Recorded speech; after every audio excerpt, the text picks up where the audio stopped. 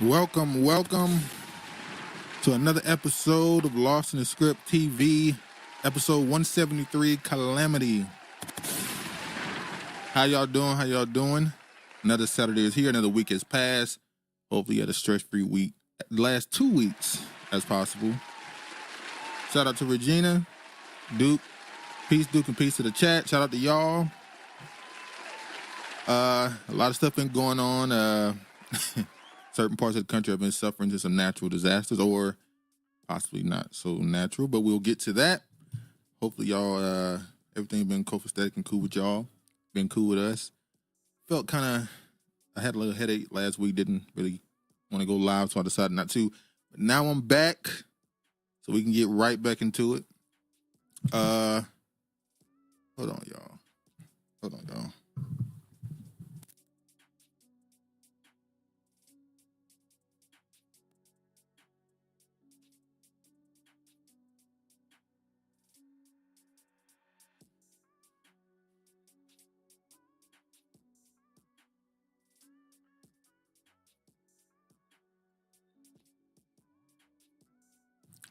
Give me a second.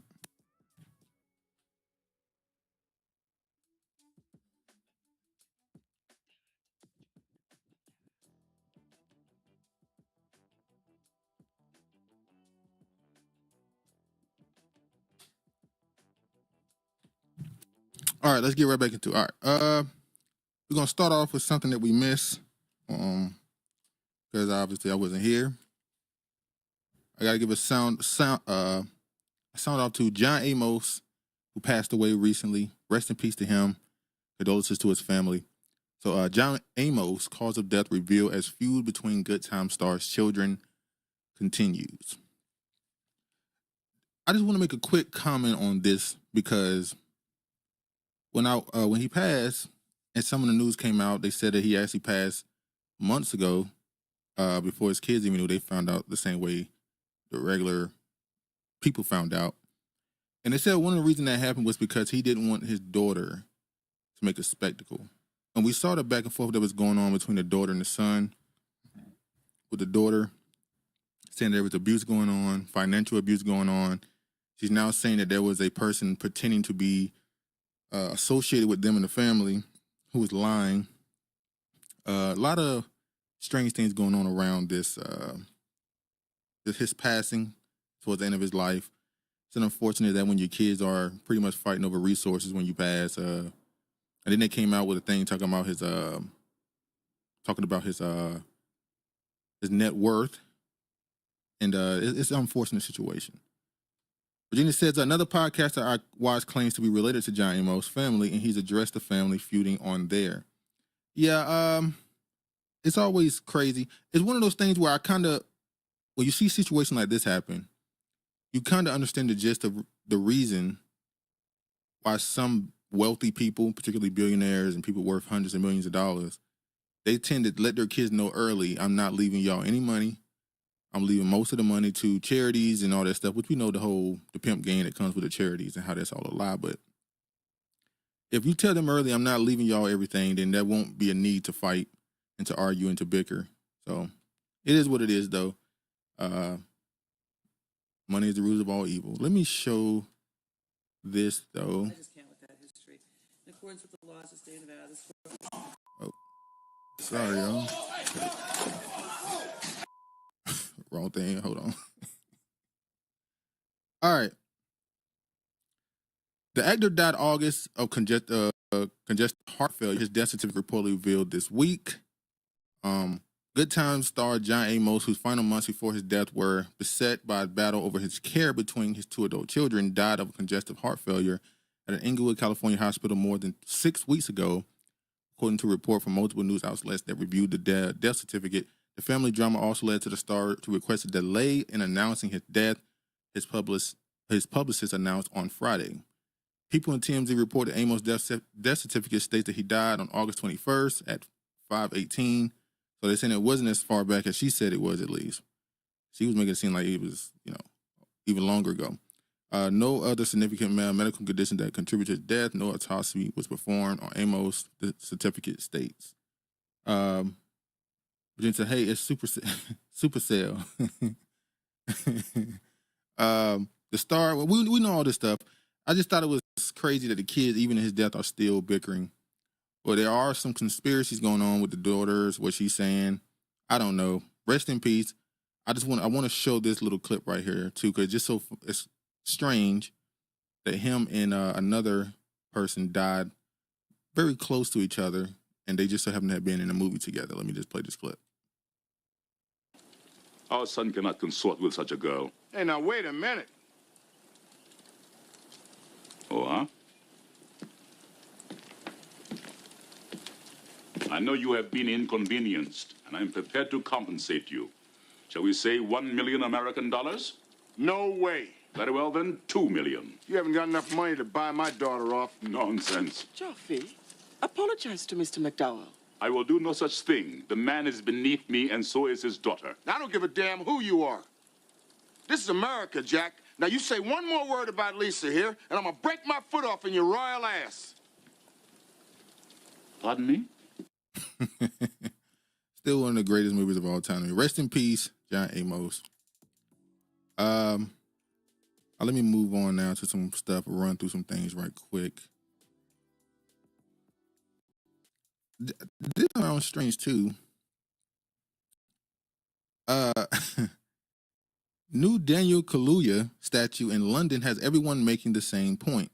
The statue has been erected in central London alongside their other iconic characters from the big screen. Y'all know Daniel Kaluuya, if that's how you say his name, was given a Get Out statue in London. Now, I know the movie was pretty big. It had a lot of cultural influence and impact the second it was released. I understand. But I wouldn't think that movie would get a statue. Now, maybe it's because London and its population size and I guess now media influence isn't as big as America. So because that movie was so big in America, maybe it's just bigger than I thought in the UK. I just thought it was strange that he got a statue for the movie. Then I guess it had a lot of influence. Also, it also shows that there's a reason why these people keep getting these movies of certain with certain narratives, because they gain a lot of status. The statue of Daniel Kaluuya in the hit film Get Out has been unveiled in London's Leicester Square, but has already sparked a debate about the choice of moment being represented from the horror movie. Kaluuya was chosen from a poll of 5,000 British film fans also as the actor people would most like to see recognized for the new statue in the square, winning the 1/5 of the vote. The Judas and the Black Messiah actor will join a collection of figures including Harry Potter, Batman, Mr. Bean, Wonder Woman, Mary Poppins, and Gene Kelly as part of the scenes in the square trail. Despite the obvious prestige of the young Black British actor being acknowledged in such a manner, the actual choice of the scene from the 2017 Oscar-winning film has raised eyebrows. The scene depicted is when Kaluuya's character Chris was hypnotized and figuratively falls into the dark void called the sunken place. Although the moment is visually stunning, it is arguably not as well remembered as an image when Chris was sitting in an armchair with his tears running down his face. Oh, what up, Mark? Pop finally seeing the live after weeks. What's up? Good to see you. So they're arguing about what scene it should have been. They picked the scene of him falling rather than the scene of him crying in the chair. That's kind of, I guess it's just a little debate they're having over there. I just think it's funny that he even got a statue from that movie. But I guess, it is what it is. I guess they wanted to get somebody black a statue over there because of the cultural change, I guess, that's shifting over there. So I guess that's the point. Another run through right quick. John Boyega and Danielle Deadwyler to star in Otis Redding biopic Otis and Zelma. Channing Godfrey Peoples will direct the film from the 5th season, Homegrown Pictures and Kinfolk Management Plus Media. So John Boyega will be playing Otis Redding, y'all.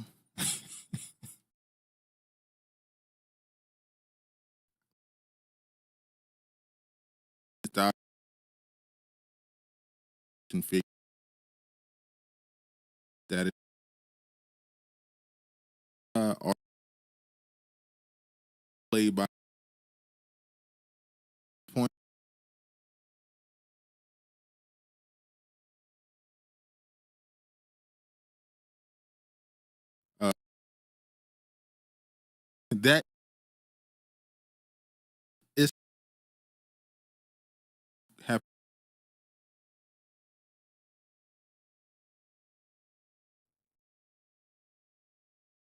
hardcore.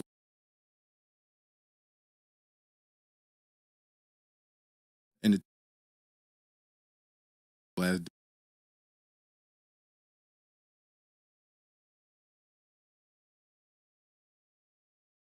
most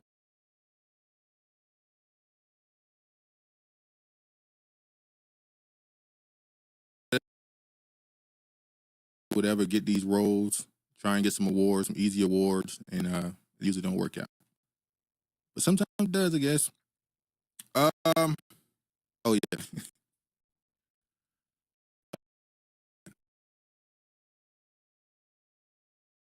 So this one about this. We talked about this already, like multiple times. Okay, hold on.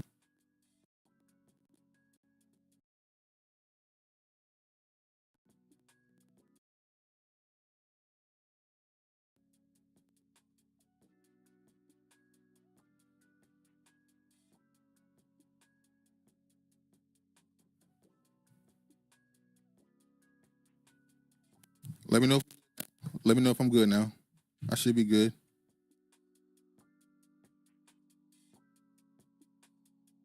We should be good. Mark said, okay. Oh, what up, Kiefer?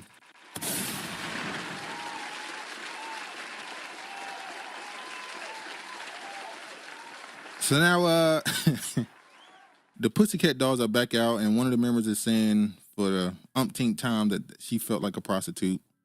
And what I found funny is she coming out with these allegations again. What she said, Pussycat Dolls were actually a prostitution ring, former member Kyla Jones says. But she said this since like 20, what's that? Hold on, let me see something quick. Hold on. Yeah, like 2017, she's been saying this. But what I find strange right here is when it was reported on by the Daily Mail, they actually sued them for saying it. So one of the members is saying that they felt like prostitutes, but when it was reported on by the Daily Mail, they sued them for saying that. And now she's back again this just again. So either she just ain't with it and they are, and she's trying to get a quick buck or in line. One or two. And it's not a surprise that she's back with this, saying it's loud and proud with the Diddy situation going on. That's pretty obvious why she's doing it. But they ain't having it. Hold on. What is going on with this thing? Hold on, y'all. I'm sorry.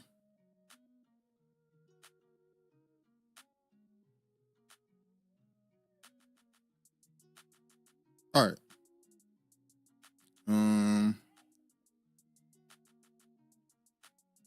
Let's go ahead and jump to this. All right. Piers Morgan apologizes to Jay-Z and Beyonce. So I'm sure you already know Jaguar Wright a little while ago went on to Piers Morgan's show. Oh, what up, Uncle? She went on to Piers Morgan's Uncensored show. And she said some things, the stuff she's been saying for years now, Jay-Z being worse than Diddy and all that other stuff. And instead of, people been saying for the longest, if it's not true, why haven't anybody sued her? And I was talking to Travis about this a couple of days ago. I said, well, does it really sue anybody? No offense to her. Does it really benefit anybody to sue her if she doesn't really have anything? She doesn't have a platform. She doesn't have all this other stuff. She goes on other people's platform. Suing her would only bring light to an allegation. Regardless if we think it's true or not, it wouldn't stop her from, you're not getting nothing from her. So it made more sense to do what they're doing with this was they're about to try and now push the black ball on her. So instead of suing her, anybody that helps her spread what she's saying, they're going to go after them. All right, when I saw this right here and saw Piers Morgan give that apology, I immediately said all those YouTube channels that are getting those hundreds of thousands, sometimes millions of views off of her, at some point they're going to start getting flagged. Very soon, they're about to go after them too. Let me just play this. For me, because for 4 years, I've been screaming, not just Diddy, but Diddy and Jay-Z are monsters. And the victim-making machine kept going on. Jay-Z has been notable by his silence since these charges were brought against Diddy. Why do you think that is? Because that's what he does. He starts little fires everywhere, forces everyone involved to go and carry water while he sneaks away without a response. That changes now, Sean. You must respond. You have no choice. Harvey Weinstein, Jeffrey Epstein, Robert Kelly, Sean Combs have one person in common, professionally and privately. Sean Carter. She been on his ass for a while. Uncle says Piers involved. He's Illuminati. Well, he's definitely in the industry, the media industry, propagandist. I also find it strange when these foreigners, particularly from places like these quote-unquote Middle Eastern or Indian, European, whenever they want to branch out, they come to America. And why are people from the UK and all these other foreign countries allowed to come to America and become mouthpieces in politics towards Americans? I always find that strange. Why would I go to a foreign person?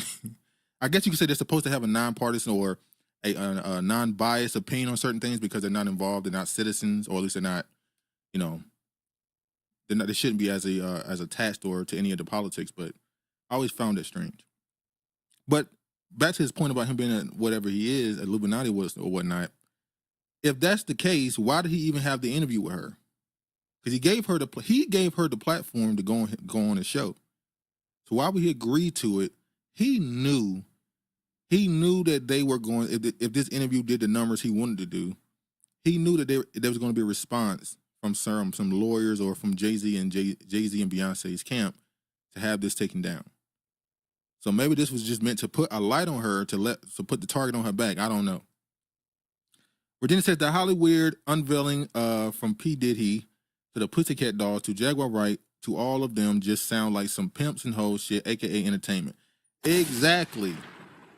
I've been somewhat critical of Jaguar Wright in my opinion because she said things that were pretty much public rumor that we already heard or whatever. But she said she was in some of those environments, but she never goes into real detail on her involvement, but rather some very inconsequential things she might admit. But if you was as deep in this as you say, and you know so much, why is everything you're saying is things we've already heard? I mean, no offense, but it is what it is. Only difference from typical Hollywood incorporates to a cult into it. Yeah? Hold on, y'all. This has been a fist of tyranny that has been punching through our culture and our society for decades. It must stop. I don't trust Piers. There's been obviously a lot of cruelty-free artistry. Right. There's been a lot of rumor mill about what has happened in the rap world.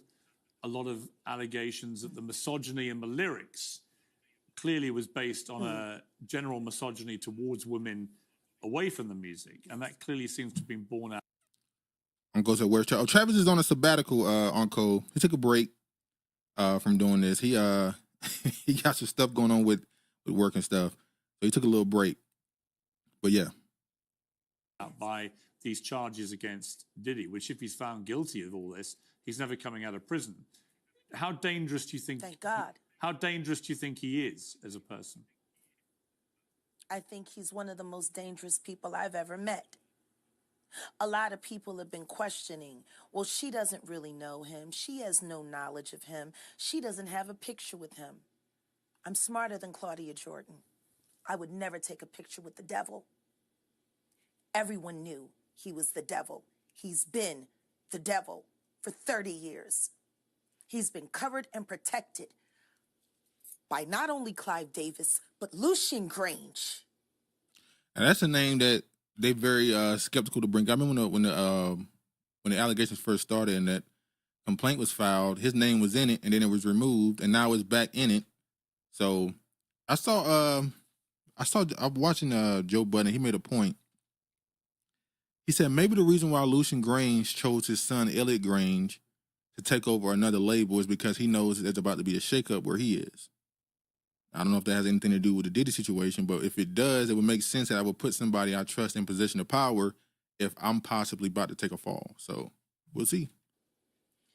He was selected to be the demon that he is, to keep the culture in line so the industry could continue to rape it for all of its precious jewels. We have too many lost. The list of lost is ridiculous. And everyone knows Diddy was selected for this job. Why there's no... Virginia says the biggest reveal from the Jaguar Wright interview was her admitting she was a sex worker. Then a lot of her alleged insider talking points made more sense to me.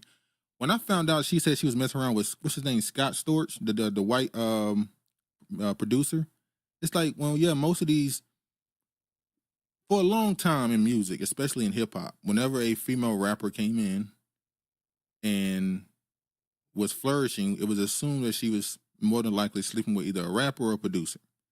But that's also been a thing with singers.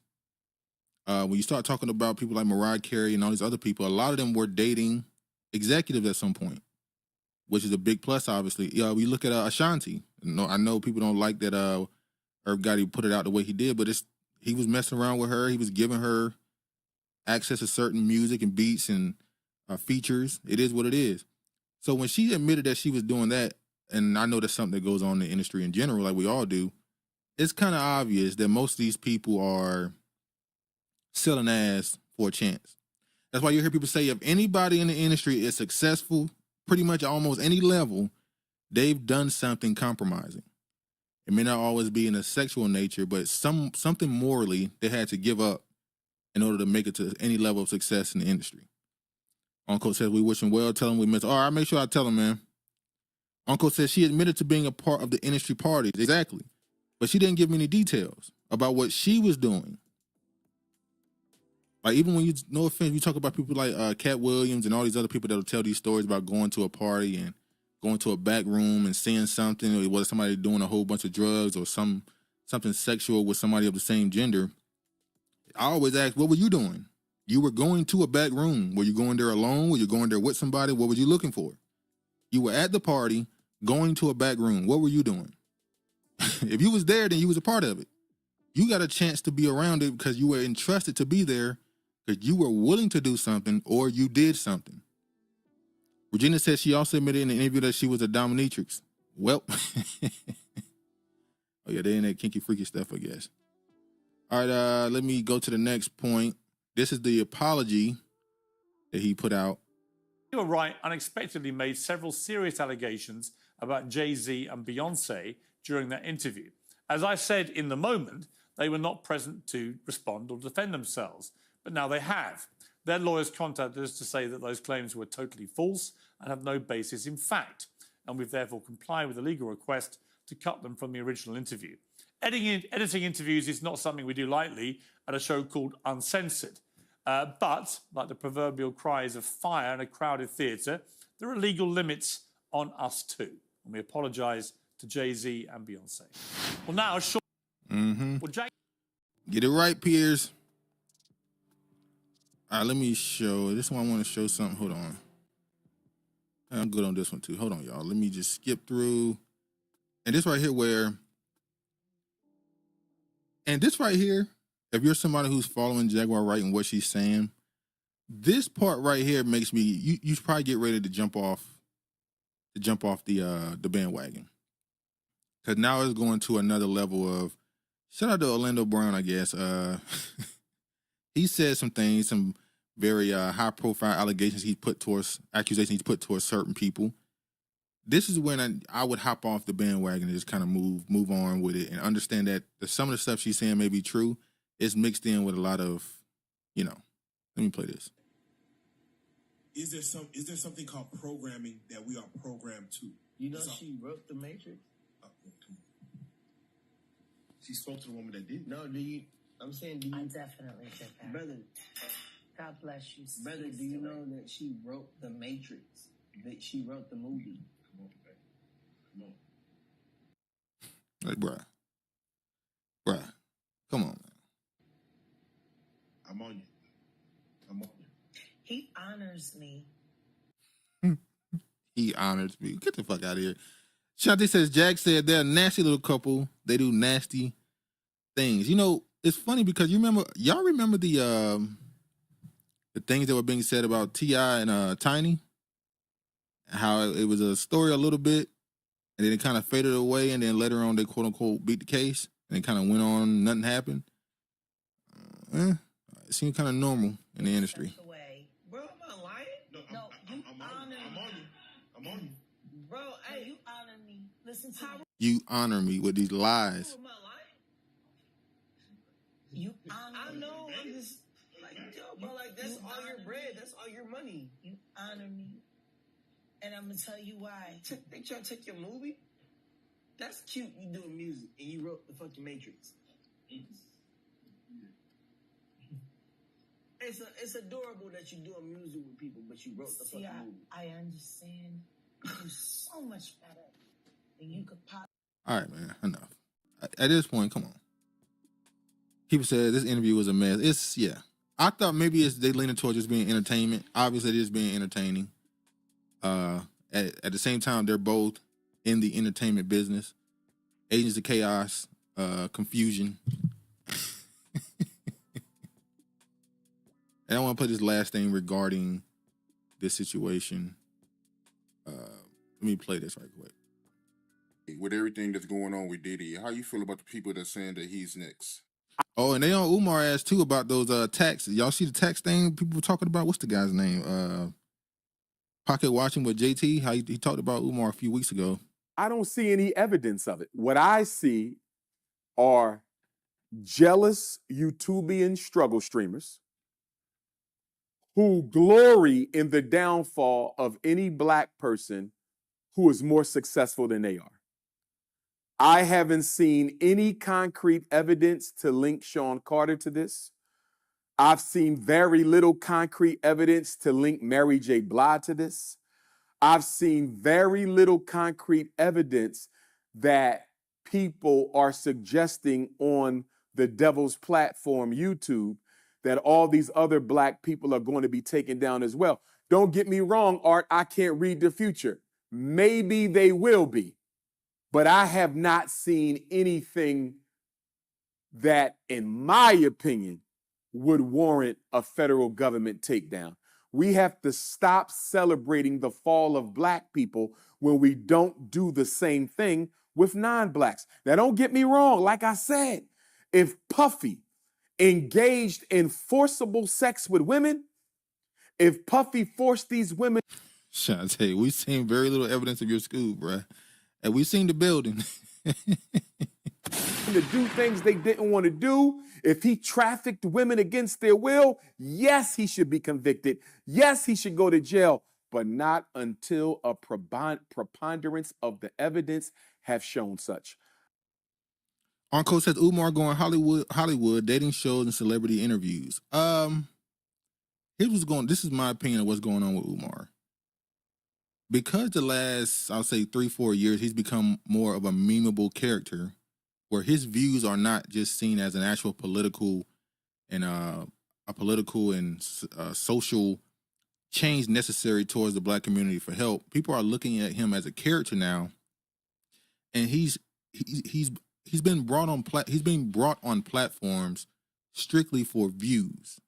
There are certain people that are sitting down with Umar because they're trying to get some quick views, and they know if you put his name in the title, you're gonna get some views. And because of that, he's associating himself with certain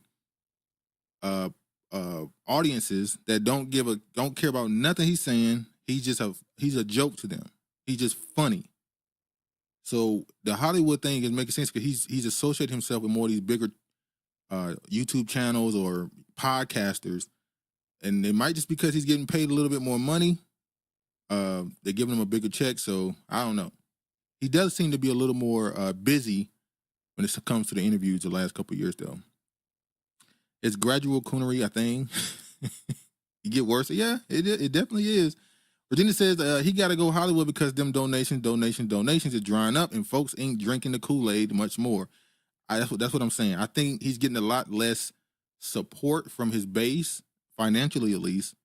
And so he has to do more interviews and sit downs with these podcasters to get money so that he can continue doing whatever you think he's doing. Like I said, I don't see evidence necessarily of him taking people's money and spending it on lavish vacations and women and stuff, but we'll see. The last time we saw where Umar lived, I know y'all remember that video when he showed a video of how he was living.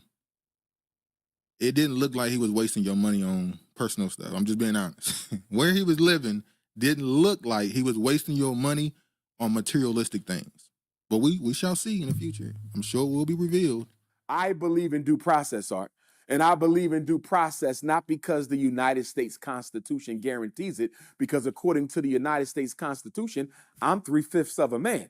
I believe in due process because as African people, we believe that nobody should be convicted without first having an opportunity to defend their honor. That is an African principle of law and justice. So whether it's Puffy, whether it's Sean Carter, whether it's Mary J. Blige, some people saying even Puffy's son may be getting pulled into this. Okay, if he's guilty, he should be held accountable. But I will not convict any African until they have first had an opportunity to defend their honor. Look at me, Art. Look at all the people who accuse me of stealing the school money, not building the school, this and that. If you're going to let people crucify others in the court of public opinion, I'll be canceled and crucified just because of the volume of allegations alone. Just because everybody is saying something doesn't make it true. Speaking of, all right, shout out Umar, I guess. Oh, yeah. All right, quick commentary on this, too. Hold on. This is on the series. R. Kelly's daughter claims singer abused her as a child in documentary.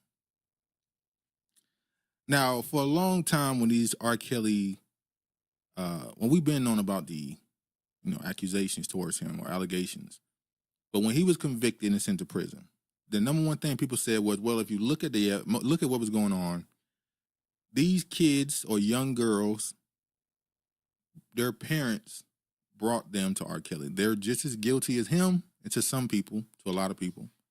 And, this was one of those situations where all around it was a bunch of predators going after these kids or young girls. But people was able to say stuff like, I can separate the music or the art from the artist. This is probably the first time, because of what I've seen what those parents did with those other young girls, this is probably the first time where I really said, all right, I'm probably not going to feel,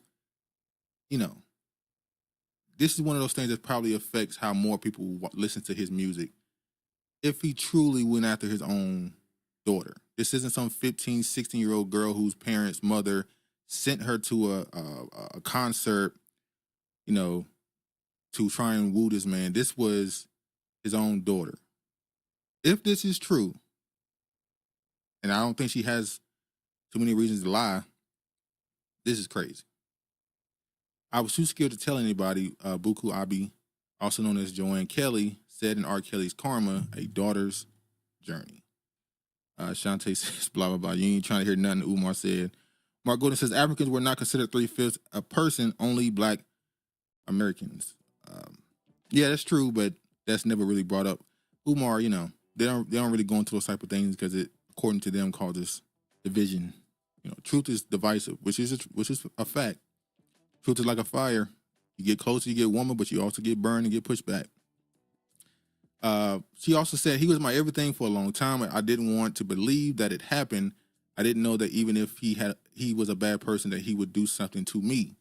A tearful Buku Abi said in R. Kelly's Karma, A Daughter's Journey, I was just scared to tell anybody. I was just scared to tell my mom.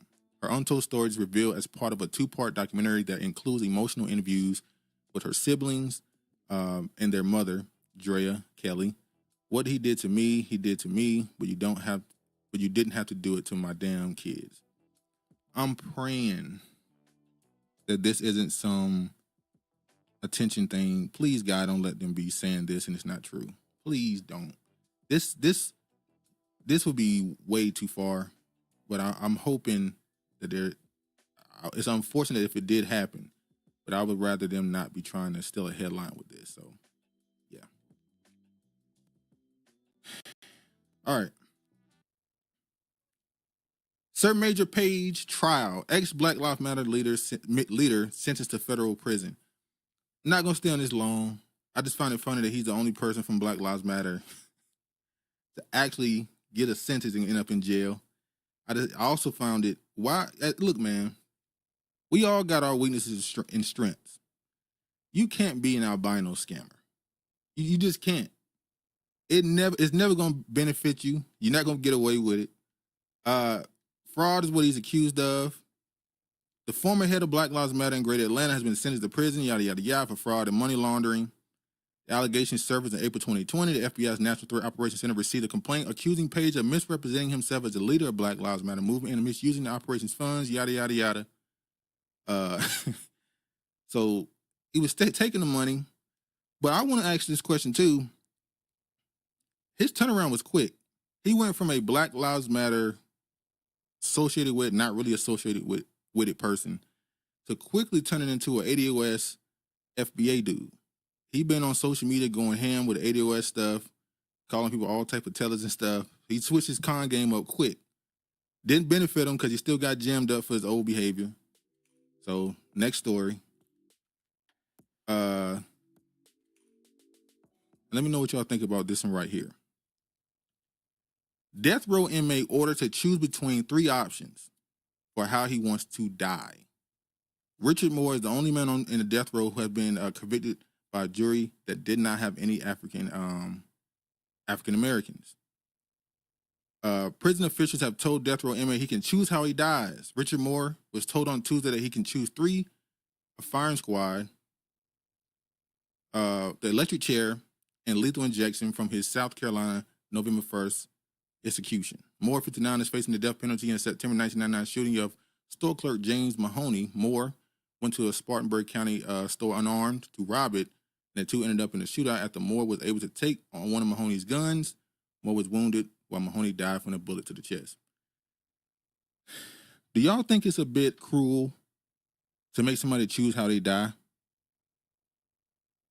I mean, he did kill someone in a robbery that he attempted to do unarmed. That's kind of cruel. Mark Gordon says that's just sick. Yeah, the death penalty is always one of those situations where, in some cases, it's obvious, to me at least. You can agree with it. But these type of cases, and it's not even just about the death penalty. The fact that you're making him choose it is crazy. This is a much more extreme example or extreme comparison to when your parents, like back in the day when you had your mom or your grandma made you go choose the switch for yourself. She made you go take the switch off the tree yourself so you can get a whipping with it. You know, one of those things where you're thinking about it the whole time you're going there. So this is kind of cruel. Regina said, yeah, that's cruel and sick, but it's the American system, I guess. And it is South Carolina, so words of surprise there.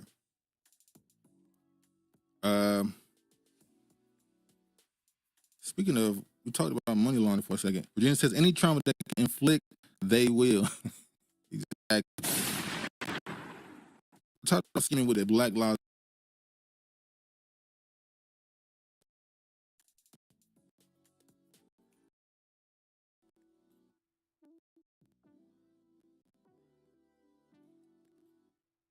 TD Bank got hit with a $3 billion fine for money laundering the cartel money. And it made me think of that. Was it Chase? I forgot what bank or what company it was that was found with drug money under shipment. Billions of dollars worth of drug money. It might have been TD.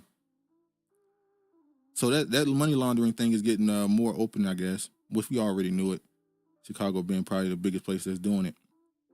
$3 billion fine. $3 billion to a bank. That's crazy. For laundering money with a cartel. Because hit the like button, y'all. All right,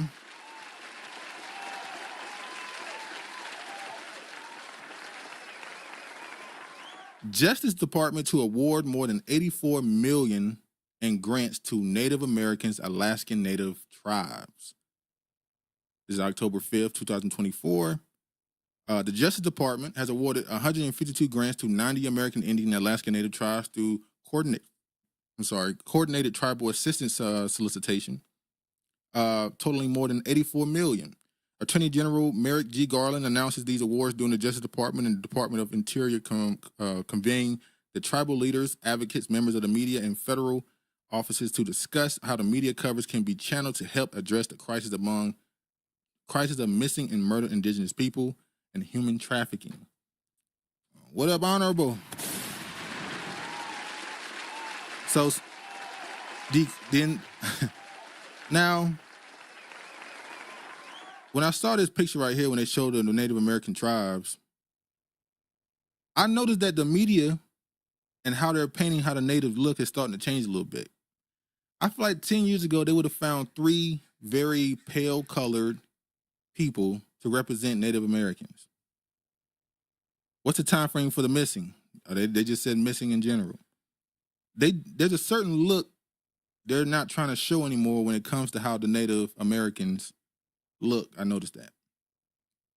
The grants awarded under the CTAS are designed to help enhance tribal justice systems and strengthen law enforcement responses, improving the handling of child abuse cases, combat domestic and sexual violence, support tribal youth programs, and fund any array of services for American Indian and Alaska Native crime victims.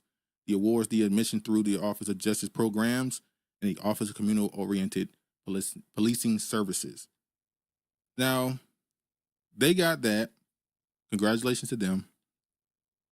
And I think about talked this already when Gavin Newsom tanked that bill voting in California. Virginia says, could it be that they're getting closer to that karma clock and they're yet trying to manipulate a lessen their blow? Oh yeah, they're trying to do as many good deeds in the end. You know, when people live a wicked life and then they get old and try to go out and be a good humanitarian and do all these nice things for people and thinking that it'll somehow bring balance to their scale. Mark Gordon says, did you hear about the PBS documentary about the Great Migration, how they're trying to include Black immigrants? I didn't, but I'm not surprised. We've been talking about it for months, obviously, how they're trying to do this. They're trying to mix it up. The whole purpose of a African Heritage Month, the whole purpose of, which there kind of is already a migration happening in America amongst Black immigrants, how they're actually leaving the normal cities they go to, like, you know, Florida, New York, and places like that. They're going more southern. I didn't realize how much the DMV has so much of it going on. So, and I know that's not necessarily a new thing, but yeah. But while they're giving them a little crumb of the pie, talking about the natives, and after Gavin Newsom tanked that bill, Gavin Newsom signed, I didn't get to talk about this last week, Gavin Newsom signs California apology for slavery and discrimination. Newsom also signed a handful of bills developed using recommendations from the state's reparation task force. Man, oh man, an apology. Another one. This time you signed it, I guess, so let me show this too. This is one of the assembly members for the reparation task force. History in the making. CA governor has signed a California Legislative Black Caucus reparations bill package into law, a major step toward highlighting past wrongs, ensuring Black Californians get the equity they deserve. This is just the beginning. So let's look through the stuff that they're sending as a part of this reparations package. Early child care and education. California State preschool program. Discrimination, race, hairstyle. Pupil discipline, transfer and reporting. State prisons ban books. Channel slavery, formal apology. Food and prescription access, grocery and pharmacy closures. Discrimination. Designation of California's Black Serving Institution. Career technical education. Data collection. Strong workforce program, applicants receiving equity, multiple funding. There's no actual reparations in the reparations package. Virginia says the apology is the equivalent of signing Juneteenth as a national holiday. More symbolism. Exactly. And then you come out here with this so-called reparations package and nothing in it is actual reparations. But, you know. California, I'm going to show you this video. This is what a man is saying out of California about what's going on and his feelings towards what's going on towards the Black population in California. Yeah, I don't even need you to see me with this shit I'm finna be talking, but I'm gonna tell you something. Yeah, people hitting my line, talking about, man, where you going? Where you going? Out of California. The fuck out of California. Yeah, California is on its way down the drain. You hear me? Yeah, your local legislators, your motherfucking state legislation, they selling this motherfucker dirt cheap. You understand me? Yeah, they giving immigrants benefits. You hear me? They giving checks to homeless people, bro. I'm not against immigrants. I'm not against homeless people. But they not giving me no motherfucking checks. The schools is fucked up. They not teaching the kids nothing. They not paying the teachers to teach the kids nothing. Yeah, my favorite restaurant, La Chevelle, out of here. My favorite football team, the Oak Raiders, out of here. Favorite basketball team, Warriors, out of here. Favorite baseball team, A's, out of here. Yeah, man, everybody is getting the fuck out of California, me included. Yeah, I'm gonna tell you, around here, the cost of living is going up and the chances of living are going down. Yeah, how about that? Yeah, how about that? Yeah, California, the people who legislate for us don't live here. They selling this motherfucker out. All the homeless people you see in these Scooby and the Ghost Chaser motorhomes parked everywhere, they not even from here. But it's so much free money going on. Yeah, free money, food. I remember I saw that story that there were a lot of people from the Midwest and the East Coast that were going to California because it said it was a nice, safe city. It was a nice city for homeless people. There were benefits and stuff. The people across the country are coming to California strictly because of that. Stamps, all the shit. Yeah, California is over with, baby. You understand me? Yeah, you heard it from me. Fuck California. Hug the loved ones, kiss the babies, and fuck. All right, that's crazy. Look at this right here. Mother and daughter who ran Oregon adult foster care home accused of forcing Haitian relatives to work for them. Now, just tell me what y'all think about what this sounds like. A mother and her daughter are accused of luring 2 adults and a teenager to Tigard, Oregon, from Haiti and forcing them to work long days for $2 an hour at their adult foster care home. Marie Gertrude Jean Valmont, 66, and her daughter, Marie Andre, at 30, made the 3 sleep on the floor of the home and threatened deportation if they complained to anyone, according to prosecutors. Valmont and Andre entered not guilty pleas during their first appearances Friday in federal court in Portland to 7 count of indictment charges, each with conspiring to commit forced labor, committing forced labor, and benefiting from forced labor.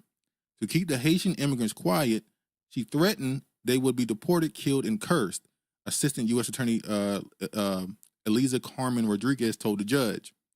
Lawyers for Valmont and Andrea vigorously denied the allegations, saying that the 3 Haitians were relatives of the mother and daughter. They sponsored the 3 to come to the U.S., but the relatives from the younger generation then demanded money and a car without working. In defense, lawyers said 3 tried to strong-arm Valmont into giving them money, said Oregon federal public defender Fidel Casino, representing Valmont. The Oregon Department of Human Services has licensed the care in Tigard to pay for the mother and daughter owners and operators $191,000 to care for residents in 2023. Who is registered nurse? They're registered nurses, or Andreas, were being paid almost $13,000 a month for 2 residents of the home owned. Rodriguez wrote to the detention memo. Ain't this the same thing that was going on in New Jersey? If I'm not mistaken, it was a Haitian people who were forcing other Haitian people into slavery, pretty much. I sometimes wonder what the rest of the world thinks of this country and trying to avoid paying us reparations. I would say this sounds like the norm. The Africans and Haitians are always bragging about how they have help for literally nothing, claims it's part of the culture. But in Haiti, they have something that would be considered a caste system. There's a group, I forgot the name. There's a group in Haiti, a name for people who, whether they're in foster care or their family isn't wealthy and can't afford to send them to school, they'll send them to a wealthy family to pay for their school expenses, and their job is to pretty much be a, house care for them, and it kind of looks something like a slave pretty much. This is kind of what's going on here. This is the second case I've seen like this in America where this happens, where Haitians are doing this to other Haitians. I remember you brought this up months ago. I think they were it was a doctor family. It was I think it was doctors. I think it was a husband or wife, or maybe it was just a woman. I can't remember.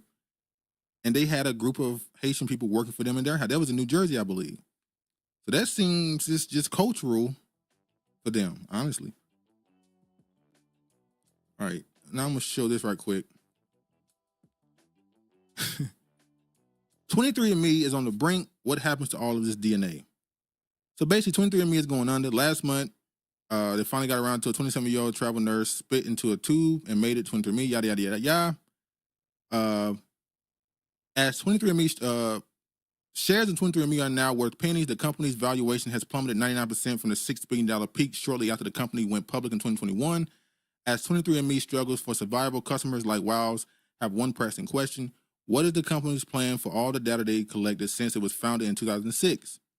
I absolutely think it needs to be clarified. The company has undergone so many changes and so much turmoil that they need to figure out what they're doing as a company.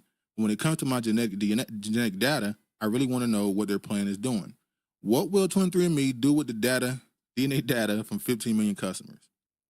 They're going to do what they've been doing with it, which is selling it off to the highest bidder. Virginia says that also sounds like American slavery where some blacks own black slaves. Exactly.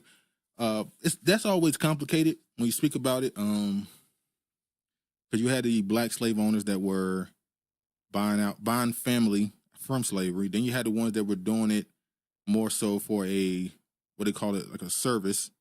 So you would purchase these quote unquote slaves and they were just kind of living with you. It wasn't as brutal. It wasn't beatings and forced impregnations and all the other stuff. And then you had a situation where there were some black slave owners that were pretty cruel. They were pretty nasty.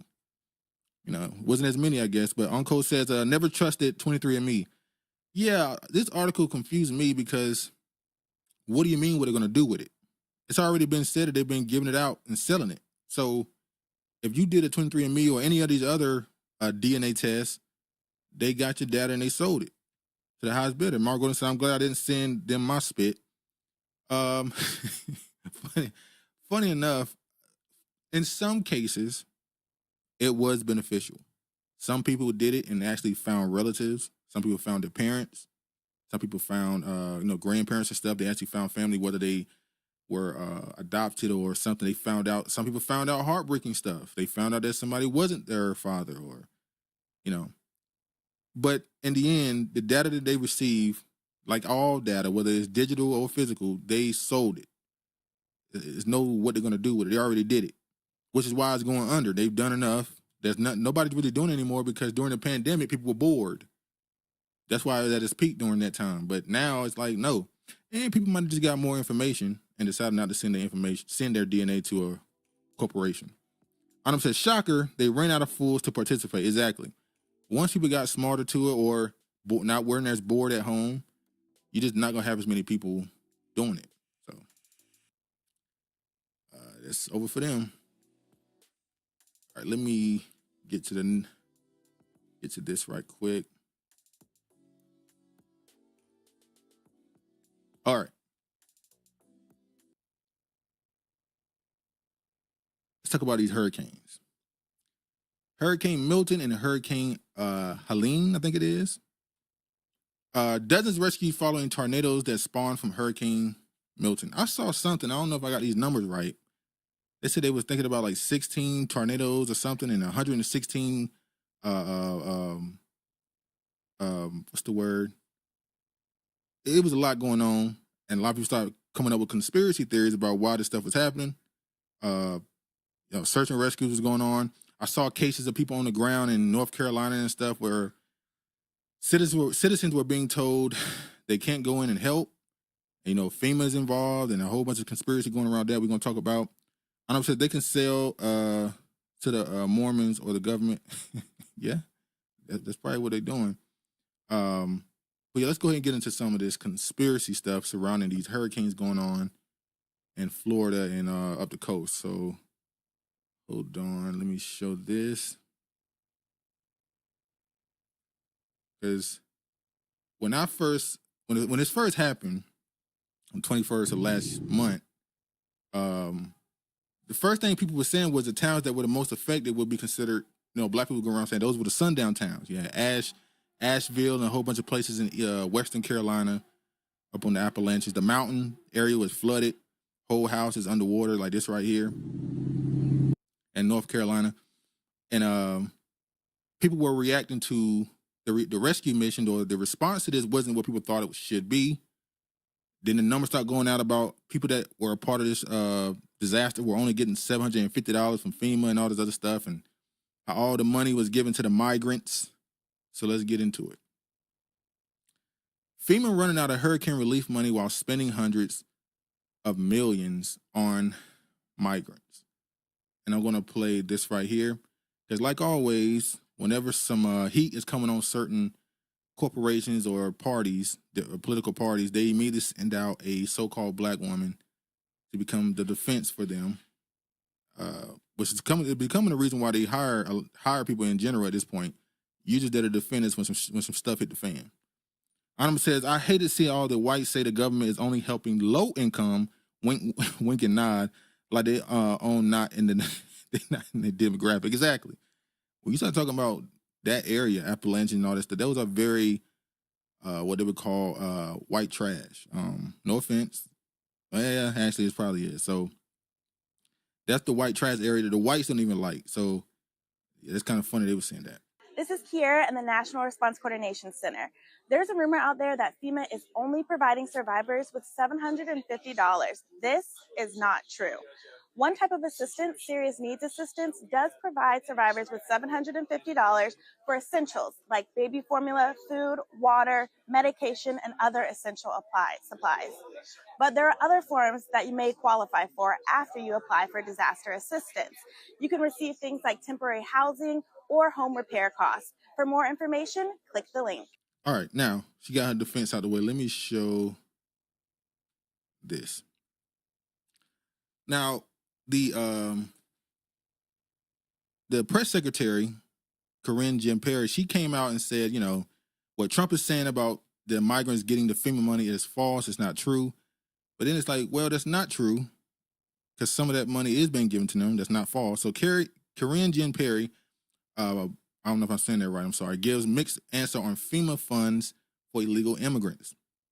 White House press secretary gave mixed answer on when asked last week from former President Donald Trump claims that the Federal Emergency Management Agency funds for illegal immigrants were going toward hurricane relief. On Friday, Jean-Pierre called the accusation from Trump false, but appeared to conflate the former president's comment in response to a reporter question about a claim that the Biden administration is using FEMA funds to support undocumented migrants. I mean, it's just categorically false. It is not true. It is a false statement. And look, the fact of the matter is, I think the Washington Post fact check did a piece in the headline recently, just months ago, not too long ago, and the headline was, no, Biden didn't make FEMA relief money to use on migrants, but Trump did, Piers said. President Joe Biden administration has not reallocated funds meant to disaster relief toward the border crisis, but rather those funds are separate from the disaster relief fund. Funds from handling illegal immigrants, housing, and other needs are being handled by the Shelter and Service Program, which the Department of Homeland Security is said is separate. The Shelter and Service Program is completely separate, appropriated grant program that was authorized and funded by Congress and not associated in any way with FEMA's disaster relief related authorities or funding streams, the agency said in the statement. Jean-Pierre's response alluded to this distinguishing between the different funds, but FEMA has indeed used funds allocated separately from disaster relief to support illegal immigrants. The comments from her on Friday led to some pushback from people pointing out that FEMA funding of shelter and services for illegal immigrants. So, as always, she didn't give a full truth. And then I'm going to skip this. Because, by the way, this dude, Lieutenant Dan, who went viral for going into the storm on a boat, copying Lieutenant Dan from, that movie. There's a video of him now saying nigga. So everybody trying to cancel the dude. This some white dude. Hurricane Helen conspiracy theories about lithium mining, weather control spread widely. In the wake of Hurricane Helene, false rumors about the federal response have spread rapidly on social media. More extreme conspiracy theories have also taken root, including claims of politicians manipulated the weather and targeted Republican areas, and that the government is trying to seize land in North Carolina to mine lithium. The false claims have been amplified by high-profile politicians and social media influencers with large followings. Despite gaining millions of views online, these claims have been debunked by officials and experts who stress that the government response remains focused on recovery efforts in the hardest hit regions. Here are 2 fact checks about the claim. So let's get to this. I want to go down. They talk about Chimney Rock, North Carolina, how that's a place they are targeting. They say that's just a rumor. That's not true. The town meeting had nothing to do with that. Let me go here. Some social media users spread the it's projected to reopen. Others reference specific like in Gaston County, North Carolina. People said there was a surplus of FEMA relief when Trump was in office. Exactly the same thing with oil and everything else. It seems. Not this. Hold on, y'all. Is that the right one? Yeah. This company right here, which is a leading lithium. Let me go here right quick. Hold on. Yeah, it is a leading provider of lithium, bromine, and other essential elements. They actually said right here, the Kings Mountain, North Carolina site represents Albemarle's mine-to-market strategy encompassing all elements of lithium ecosystem needed to power everything from consumer electronics to electric vehicles, which you know a lot of states are trying to move towards complete electric vehicles, to life-saving medical devices. The site sits in one of the richest deposits in the world and one of the most sophisticated sites of advanced lithium material development. Basically, the conspiracy is that this company just so happened to be wanting to start a mining in North Carolina, and then a storm, and there's lithium, allegedly one of the richest deposits of lithium in the world now is in, or found to be in Florida and North Carolina, I think some other places too. And it just so happened one of the places they want to start this at, a hurricane hit. Now, this conspiracy is they're going to try, the government, they're going to try to buy the land and sell it so they can mine it, obviously. So let's just get to this right here. When you saying, so the conspiracy theories are coming true. Governments have now pivoted to the new buzzword, misinformation. Yeah, they did the thing with Trump's fake news. They were the ones who used it first, and then Trump used it on them, and now they're saying that, that Trump is the one who started the fake news thing. All right, let me show this. Marjorie Taylor Greene doubles down on weather modification conspiracy theory despite experts rebutting.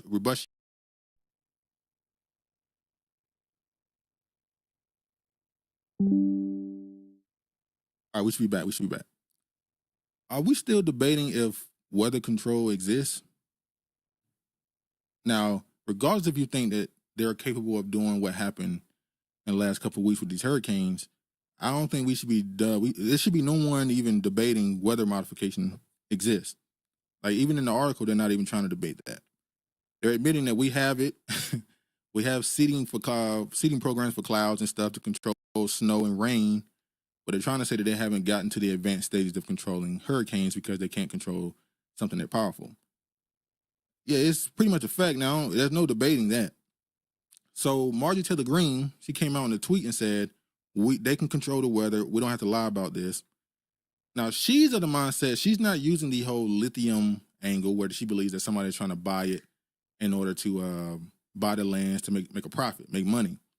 She believes it is strictly political. She believes that these hurricanes were created, were modified at least, to go at these Republican or conservative places in order to control the electoral votes down in the South. So you're talking about Tennessee, North Carolina, South Carolina, Georgia. That if you got enough counties that can't vote because of flooding and stuff, and the last thing people are going to be thinking about during the flood is voting, then you might be able to snatch some of those states if they don't get the turnout because of the destruction the hurricanes cause. So let me just show this. You see here, he posted a picture. This is what a hurricane came through. She said, this map of hurricane-affected areas with an overlap of electoral map by political parties shows how hurricane devastation could affect the election. So all the red areas obviously is conservative. All the blue areas is Democratic, and you see where the hurricane had the most impact at. So a lot of people were on either side of that. Let me show this. Because I was looking at this when they were talking about the lithium mines and stuff, and I'm surprised by how much of the West Coast the U.S. government still owns. Obviously, during the rush where they was giving off land during the early 1900s, they were giving land to all these white people. You would have thought by now they'd be a lot more filled up, but it's still pretty empty over there. Still pretty empty. Honorable says, I didn't think that people wouldn't be able to vote. That might be the smartest thing Dems done since the migrants will be Republicans in 2 years. Well, yeah, that's just one of the theories that they're coming out with, that this will impact the election. And the election is in, a month or so. So, it might be something there, honestly. Richmond said, hurricanes wipe out all them sundown towns. Yeah, that's the first thing I heard. When the hurricanes first hit, all the black people were saying all the towns that were hit, for the most part, were what would be considered sundown towns, until we also got the story. I'm sure y'all saw the story of the black woman and her two twins passed during the hurricane. So that was really, really unfortunate story that came out. But yeah, they said most of the people impacted would be considered those sundown towns. And then you get these people saying it's about the Republican vote. That's when people were blaming it on the ancestors doing it. Then you got people saying, no, it's about the Electoral College. Then you got other people saying, no, it's about mining this lithium that exists, the lithium deposits that exist in North Carolina and all these places. Also, let me show this. Hold on. Oh, do I still got it? Again, we have... How can I say it? Right. So the hurricane happened in September 21st. 10 days later, a company that we've talked about a few times, BlackRock, invested in this company. Now, that could just be good business. Hey, you see an opportunity when tragedy happens, money still get made. Or it could point to you knew something was coming. You didn't want to do it too soon.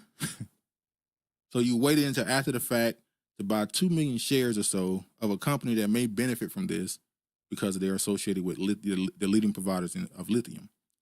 Michigan says hurricanes come from Africa. Yeah, it is. Yeah, west coast of Africa.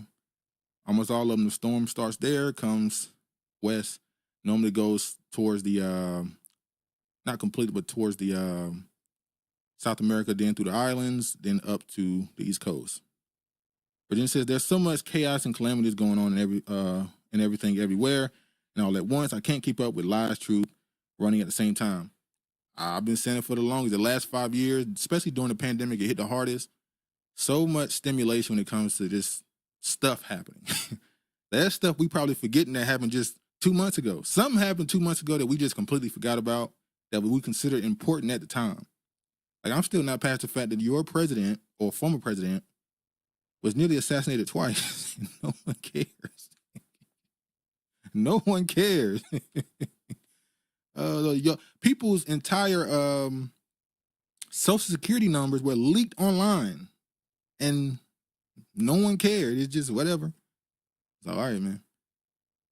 Then I want to show you. I got this from Larry Gaithers. Travis showed me this when he talked about Operation Northwoods, where a proposed top secret plan from 1962 stating intent among Joint Chiefs of Staff to stage terrorist attacks. So this was about staging attacks, obviously. This is one of the operations that happened. So when people were saying that there's no way the U.S. government would do something with the weather in order to destroy and kill innocent Americans that can buy the land and make a profit or something. And it's like, well, they've done it before. When we talk about Lyme disease, there's a lot of argument on where that came from. A lot of other diseases that popped up. Hell, COVID. There's people that went from saying it was China to saying it might have just been right there in Virginia, north of Virginia, I think. So this right here led me to think about all the other lies that we've been told so that they can go on to do something that benefits them. I'm sure y'all remember the Gulf of Tonkin, the attack that led to Vietnam War, where America knew what was going, the Gulf of Tonkin incident was an international confrontation that led to the United States engaging more directly in the Vietnam War. It consisted of a confrontation on August 2nd, 1964, when the United States forces were carrying out a covert operation close to North Vietnamese territorial waters, which triggered a response from North Vietnamese forces, but it never happened. The United States government falsely claimed that a second incident occurred on August 4th between North Vietnamese and United States ships in the waters of Gulf of Tonkin. Originally, the U.S. military claims blame North Vietnam for the confrontation, and but it was a fact imaginary incident. Later, investigators revealed that the second attack never happened. Then you had the attack on Pearl Harbor, where America knew exactly what was going on. They antagonized Japan to attack in order for them to get their shit off. Matter of fact, you can go right here, and it says right here. Hold on. So the U.S. government did know about the attack on Pearl Harbor, and they tried to cover up the knowledge of it. But let's not forget that they did not just know about the attack on the Japanese, but they instigated Japan into attacking the U.S. So is it impossible to think that America would sacrifice innocent civilians to get something they want done? Not at all. Not at all false. Mystery Man says, weather control is old news. They've been able to do that for years ago. 60, 70 years. They was doing that in the 40s. So you mean to tell me, this is why I was talking about the moon landing. We haven't been back on the moon since the 60s.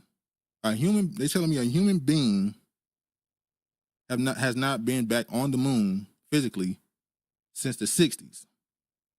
And it's like, all right, okay. But we have weather control, or was working on weather control in the 40s. All right. And this right here is just an article about FEMA not wanting to cover flood insurance. FEMA is not covering flood insurance. They don't want to do that no more. All right. Virginia says Honolulu is like Little Japan. That history you just shared makes more sense as to why not and they pay no taxes there either. Oh, now versus now. Yeah, exactly. Richmond said they wanted to test the nuke on someone, and they found somebody to test it on. And Japan ain't been the same since. Now they're trying to get Japan trying to get their balls back with the Ukraine Russia stuff happening. I've seen some stuff from them the last year or so. They want their own military again. They're trying to grow some balls back, but yeah. When you let another country rewrite your constitution to your existence, it's like, all right, bro, you might want to hang it up. Shanti said, is it me? I still see the YouTube, the white lady on my screen and not the article you're reading. Oh, apologies. I didn't read most of it anyway. I pretty much was just talking, but yeah, here you go. Apologize. Let me go. We already went through this right here. I ain't even got to show this. We already know. All right. A little bit of update on this. Iran warns U.S. it will retaliate over any Israeli strike. All them tabs. We're almost done with this. We got one more tab to go now. But while we're talking about the hurricanes and the election and all this other stuff, Iran did just bomb Israel. They sent some bombs over there. Once again, this is all out war at this point. There's going to be a response. America probably is going to get involved. We've seen Russia say that they've been saying for the last couple of months that the red line has been crossed, and now you got American article or publications writing articles with headlines saying that they bluffing. We tried, they bluff, and they ain't do nothing. So that, because I always think when they start talking about nuclear war, I mean, if Trump presses the button, let's say he's not bluffing, he really has the nukes that can get here.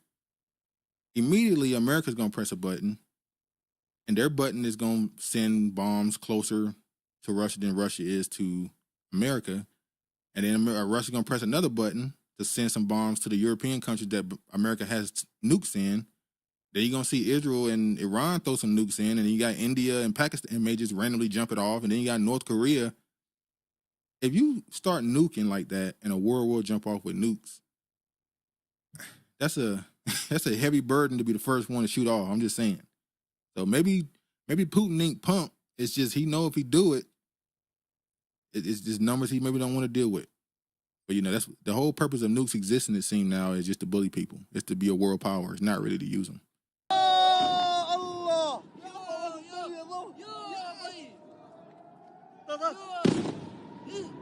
And this is what Americans aren't ready for. We've never seen war on American soil. Every time we see bombs going off, it's somewhere else. Every time we see somebody, dead, or we see babies on timelines with their heads cut off, it's always in another country where we can say, oh, that's awful, and then go back to our regular lives. When it's at your front door and a bomb goes off less than a couple miles away from you, I don't think Americans is ready for something like that. I think if that threat was real, you would see Americans fold so quick. They would immediately denounce anybody in power, any president. They would denounce them so quick just to end the war. Because I lost all respect for most of it. I thought during the COVID pandemic, there's no way America's going to lay down and let that happen. I thought there was no way. Not America, not red, white, and blue. Got my gun toting America. And they let it happen. So I know that if bombs really hit American soil, most people wouldn't be able to last. Honestly, I definitely think Americans are ready for this. They've been practicing for years. No, I'm not talking about the military. I'm talking about the citizens. I think your everyday citizen, if they saw a bomb go off in downtown, wherever they at, they immediately would be ready to fold and tap out. When that video pop up on their screen, when whatever country attacks you, and they hack into your satellite and put an image on your screen where they play a video and they're telling you, hey, just surrender and we won't drop no more bombs, I think most people would surrender immediately in America. Can somebody please explain to me why the American government feels the need to send $8.9 billion more over to fucking Israel when we have a hurricane crisis going on? The hurricanes are tearing through fucking towns that don't even have an infrastructure built for fucking hurricanes, and we're still sending money over to fucking Israel? What is the problem? What the fuck did they do with the last 5, 10, 15 fucking billion dollars we sent over there? What is happening? We could have solved the fucking housing crisis, given everyone free fucking Medicaid, free healthcare. We could have fucking put people out of debt. We could have ended housing crisis. We could have turned America around from the trajectory we're going down, and we're sending the money to fucking Israel and fucking Ukraine. Why are we doing this? Like, what the fuck is the point in any of this? You really mean to tell me that the fucking news isn't even broadcasting motherfuckers writing on top of their homes saying, there are 5 people stuck in this home, 2 dogs and 1 cat, please come save us? And the American government's like, or we could send $9 billion to Israel. I mean, it's a hard choice. Not even fucking $10 to the hurricane crisis, bro. Give them $1 of that $1 billion and that entire thing is solved. Just 1 out of the fucking $9 billion. What are we doing with our money management? I could slap a fucking second grader with minimal math knowledge into the fucking Pentagon and they would manage our money better than the Americans are. What is going on over here? I think he would be considered part of Gen Z, right? I think, and this came from the older generation above the millennials. They call millennials complainers. The generation of millennials, they saw through the bullshit of a American dream and said, this is bullshit. I shouldn't have to do all this for just this. So that generation was called lazy. Gen Z has the understanding of millennials, which is saying this is bull stuff. But instead of just complaining about it like the millennials did, they may actually do something, which is a real fear if they decide to. Virginia says, I thought the same, Duke, and for me, it really demonstrated how mind control is very powerful over anybody, to include a whole country. When I saw the psychosis that was created during COVID, and I understand, when they put on your screen a truck filled with bodies, and they're telling you that, oh, people are dropping like flies because of this disease that's going around, it's the apocalypse, run for your lives. I understand how a lot of people became so fearful that they were willing to do anything to just not die, to protect their family. But it was a psychosis that came over them when you became an enemy if you saw through it. If you said, this don't sound right, I think we should wait a little while before we take these, I think you became an enemy. The same thing is happening with Kamala Harris. There's a psychosis that's beginning to grow with people who are pro-Kamala, who just simply want her in office because they think that she's a black woman. They just want her in office. Stop. Don't worry about nothing else. Nothing else matters. Get her in. And it's crazy to see how media can really just, within a few months, not even months, few weeks of propaganda can just make a whole population form an entire created thought that they put in their head. It's crazy. And I'm talking about crazy whites who have been practicing for race war. That's never going to happen. No, they not really about that life either, because they folded too. like I said, COVID, as Kiefer said right here, COVID is just a start. COVID was to really test y'all gangster. Y'all ain't really about that life. They came to your houses. They shut your businesses down. They told you to go home. No, you're not. No, we don't care about you having this small businesses that you've had for 40 years and it's been the only thing that your family's been able to live. We don't care. Shut it down. It's over. And y'all didn't do nothing. So all that gangster is gone. Kiefer says, I agree. Another people aren't ready for this. No, they're not. Richmond said USA is Israel's bitch. And it says, was caused just a test run to see how much we would comply, and we complied, then turned on one another. Yep, exactly. People lost relationships with mothers and fathers and kids and siblings and wives and husbands. It was crazy. Arnold says, we the millennials, where are we complaining? Well, I use the word complaining, but you could say we called it out. I guess that's a better word. Millennials are the generation that pointed out the fugazi stuff that existed with this so-called American dream, which is put your head down, work at this little corporation, put your head down, work. You might be able to at some point save enough money to go to a bank to get a loan to buy a home, which you'll be in debt to, and you can do that and, own a home that'll bring you generational wealth. That was the dream. That millennials kind of said, this is bullcrap. Inflation, prices are rising, but the money you're making at certain jobs isn't going up. So this ain't really benefiting us. Virginia says, facts, mind control can't work without fear trauma and now gaslights, as you are pointing out regarding the, Richmond says, COVID was designed to take the burden of people with pre-existing health conditions. I've heard all of it, and it all fits, honestly. Virginia says, folks damn near gave up Jesus during COVID. Oh, yeah. I remember that line from Kendrick Lamar on his album when he says, he's seen Christians, when they caught COVID, they prayed to Pfizer for relief. Then he caught COVID and started to question Kyrie. So all those people that thought they were strong in what they believed and they got COVID and they got scared. And it's like, are you going to stand in what you believe or are you going to conform? And a chunk of the population definitely conformed. I still don't think as many people as they say took that jab. I don't think that many people took it. Uncle said that's how the cracker came to power.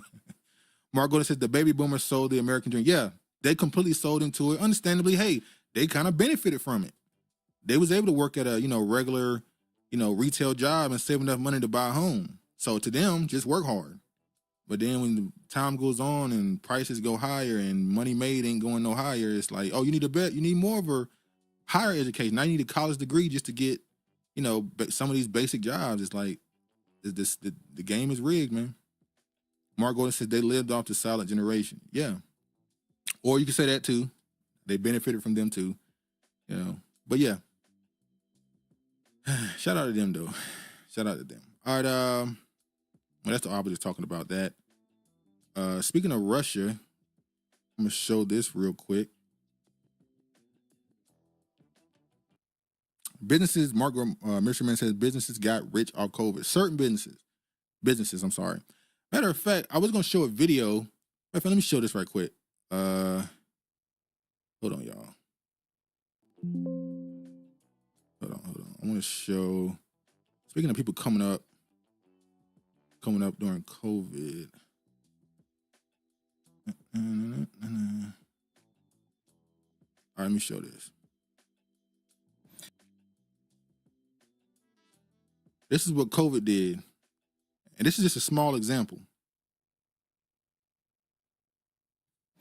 I'm taking my prices down. I'm taking my prices down at the barbershop, and here's why. I bumped into an old client I had at the gas station, right? Not him, but an old client. I was like, yo, what's up, man? How you been, so-and-so? And he said, man, I'm sorry, man, I don't bring the boys to you no more, man, but can I be honest with you? I was like, yo, what's up? He was like, honestly, man, I got 3 boys, man, and you just got too expensive. And he had, the cut he had wasn't like that, but it was just too expensive. He said it cost too much money. Hey, I'm sorry, man, I couldn't keep up with the price, man, but I see you doing your thing, man. Keep doing your thing. And that got me to thinking of how much I used to love the cut, bro. And not just the cut, but to have interactions with people in the shop. You know what I'm saying? Like those father-son moments, like that shit meant a lot to me. When I started cutting hair, I started cutting not just for the money, but because I was impacting the community in a certain way. By being that positive role model for the young brothers that didn't have their fathers around, or the new fathers, you know what I'm saying? Just being there in the community. And it's not about the money. Honestly, I'm on pace to make the same thing that I've been making for the last few years. I mean, it's the same thing. I'm on pace to make the same amount of money. I don't mind being transparent and showing you what I've made over the last 5 years. But at this point, it's not about the money. I lost sight of why I want to do this. You know what I'm saying? And I want to do it because I love my community. I love my people. I love my brothers. I love my sisters. And I normally charge for my most popular service that men book all the time is $54. And then the kid was, what, $36.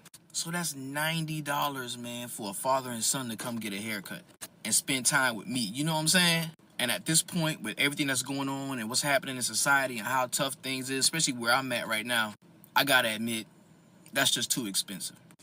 Now, he went on to say it's because of during COVID, people that were essential workers were so desperate to get their haircut. Dudes was calling like, "Hey man, I got 120 for you, 150 for you. You can get to me. I need a cut real bad." And so he got those new prices and he stuck with them.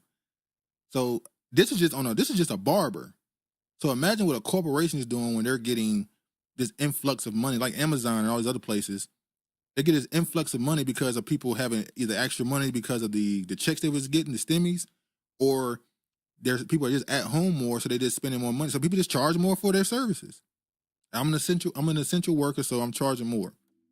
That's on a lower level, but even he recognized, it didn't benefit in the long run as far as the community. Virginia says there's so many illusions going on to include full power for American dream. Exactly. Oh, what up, Dre?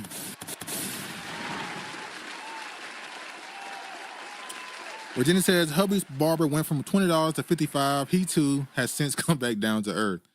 Dre said I saw this video recently. He said, "God damn, I only paid $20 per cut." Let me tell you something, man.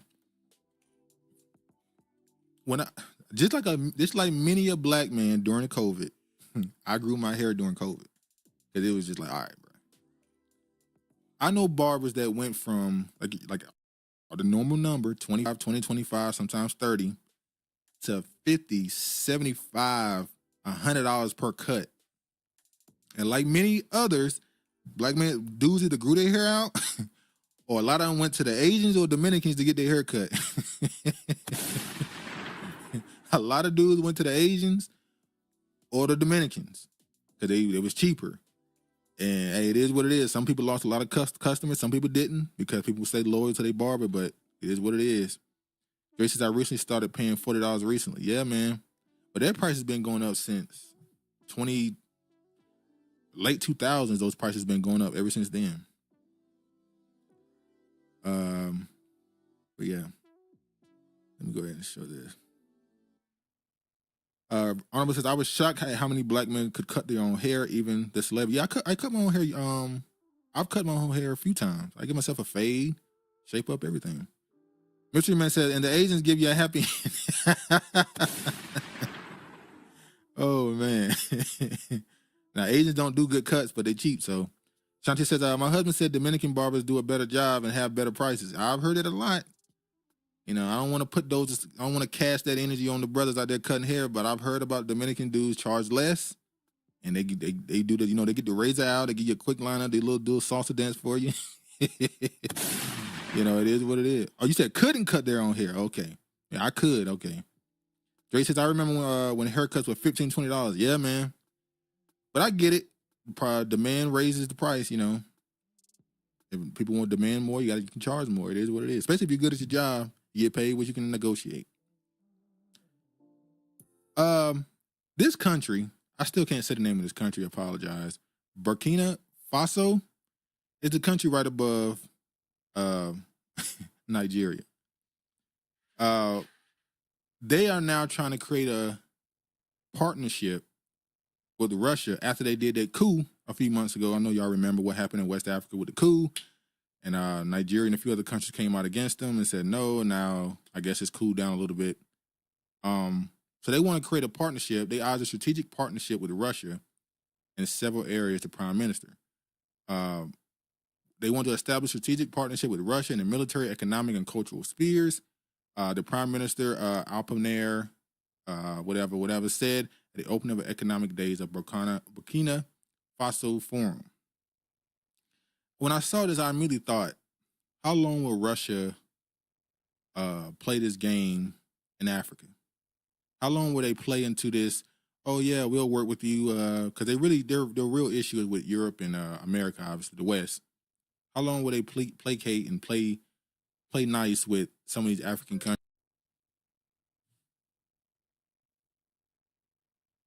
All right, we're back. Mystery Man says, one thing I say about Russia. Hold on. One thing I say about Russia is they didn't have slaves. Yeah, they came up another way. Now I want to play this right quick. If you're talking about they want to combine culture, I'm going to show this. Of course, not all cultures are equally wild. A Tory leadership candidate, Kimi, says culture that believes in child marriage or that women don't have equal rights are not in line with Western principles. Let me play this. I'm going to give an opinion on this. Now, you've written this morning about immigration, and you write that we cannot assume that all cultures are equally valid. So which cultures, in your view, are less valid than others? Oh, lots. Cultures that believe in child marriage, for instance, or that women don't have. Okay, all right. I said it right. All right. Michigan said two lesbians. All right. Equal rights. I actually think it's extraordinary that people think that's an unusual or controversial thing to say. Of course, not all cultures are equally valid. I don't believe in cultural relativism. I believe in Western values, the principles which have made this country great. And I think that we need to make sure that we continue to abide by those principles to keep the society that we have now. So which particular cultures then would you say are less valid? Because as you've said, your words, not mine, some people think that that is a controversial thing to say. So which cultures would you specifically say are less valid than others? So it's not about labeling cultures. Culture includes a lot of things. I'm not talking about cuisine, I'm talking about customs. And I think that cultures where women are told that they should not work, I would knock on doors. I'm sure Penny and Jake had this. You'd knock on doors and you'd see somebody at the door who says, oh, I can't speak to you, I will get my husband. I don't think that's as equally valid as our culture. But the point I was making in the op-ed was about immigration, that immigration is something which we need to make sure we get right. We didn't before. And there were three things I said we needed to do. One, numbers matter. I was quite surprised that Rob actually misrepresented what I've been saying. Numbers do matter. Culture matters even more. Who comes into the country is absolutely critical. And leadership. You need to start from the top. It's no good simply saying we're going to lower immigration and outsource it. It has to come very much from the Prime Minister himself or herself. Are you saying, though, that if somebody in their culture who lives here in the UK, who might be a British citizen, who answered the door to you and said, I won't speak to you, I'd like you to speak to my husband instead, are you saying, you have said their culture is less valid, are you saying that people with those beliefs shouldn't be welcome in the UK? I am saying that if we want to have a well-integrated society, we need to make sure that we have a shared culture and a shared identity. Okay, I played that for a reason. Richmond says, blah, blah, blah, next story. Hold on, let me just make this point. Particularly, I can only make this point really when it comes to the UK, because this is the only time I've seen this become such a normal thing that's happened multiple times. I've seen this multiple times. I might have talked about this before, but a few years ago, I saw a video on one of these news sites in the UK once, where there was an Arab woman who clearly was British, and she was very much part. You know, she completely was in the Western culture, and then you had a white woman who was Muslim. And this Arab woman was kicking in the back of all these Arab countries' culture, saying that they were oppressive to women and all this other stuff. And you had the white woman defending it, saying actually that's not what it is. And I was shocked that this Arab woman would defend the UK and the West after what they did in Iraq, after what they did in Afghanistan, and basically said that their culture is more positive than the culture that she grew up in. So now to see her say that these other cultures, not of the West, are less than and the culture that she's living in now, which is a culture that, I don't know if she would say this, I don't know her politics, would be considered, this is a colonizer culture that has went around the world and caused nothing but destruction and mayhem. But she's referring to it as the best culture on the planet because of what she deems to be important to women's values. I thought it's something I've only seen from this area right here, the UK. I know I'm pretty sure there's some people in America that said certain things. I'm sure Kenneth Owens or one of these political people have said something about, an African country or a Caribbean country that put America on a pedestal or whatever. But it's just funny to me how often people are willing to come to these countries in the West that have done all these terrible things and praise them for what they consider them to be now. Mystery Man. Hey, chill out, Mystery Man. Chill out, bro. Empress says her voice tone is very rich, very deep. Mystery Man says, it's a man. Mystery Man could very well be so many flips and inversions around, especially in the tail lies of a Vision TV. Yeah. All right, let me show this. All right. I'm going to run through this. Not going to stay on this long. Trump complaints about 60 Minutes put a spotlight on editing in nation's top news magazine. So I'm pretty sure y'all seen she did an interview with I think it was 60 Minutes. And there was allegedly some editing that happened. But before we get to that, I saw this article too, where it says Kathy Hochul's dilemma. But the whole article about should she make Eric Adams step down, or do she just let this happen in his own pace? And if she do either, she's going to be wrong either way. So they're already trying to get her to make Eric Adams step down. And then I want to show this. I'm going to show this last week. Whenever a Negro get a bunch of black people around him to pray, he knows it's over. This moment, we thank you, Father, for these people. And God, we thank you for our mayor, that he will serve the people. And we thank you, God, for everything that he's done, God. God, increasing black wealth. Yes. It's not going to do nothing, bro. Whenever they run to the church and ask for a prayer, Virginia says pray versus pray. Exactly. He praying on that prayer. It ain't going to do much for you. Hoodoo and voodooing. All right, let me go back to this. So 60 Minutes said that the editing they did was normal. They were trying to make her answer more concise because she was kind of rambling, I guess. So they just cut up with her answer. They didn't try to make her look better or nothing. But people not agreeing. Let me show y'all. We supply Israel with billions of dollars in military aid. Mm-hmm. And yet Prime Minister Netanyahu seems to be charting his own course. The Biden-Harris administration has pressed him to agree to a ceasefire. He's resisted. You urged him not to go into Lebanon. He went in anyway.